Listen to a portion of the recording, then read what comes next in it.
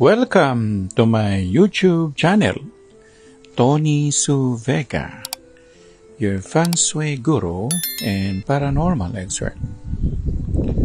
Horoscope, Taurus, April 20 to May 20. Today is Sunday, May 5, 2024. Our horoscope for today stands with the Ace of Cups. The emotionality, the loving, the start of a romance, the start of a good relationship, not necessarily romance, good human dynamics, the point of time of summer, June, July, August.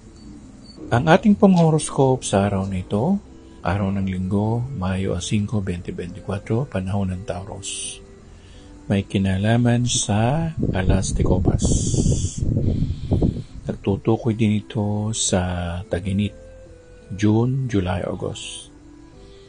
Nagsasabi rin ito ng panimula ng romansa o pagkaunawa sa ating kapwa-tao.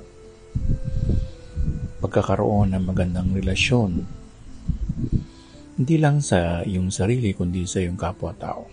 At mga bagay-bagay na may kinalaman ang damdamin.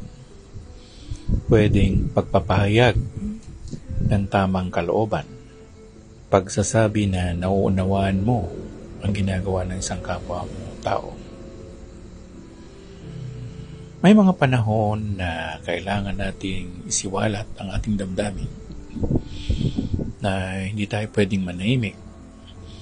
Kailangan natin ipakita ang ating suporta sa ating kapwa-tao.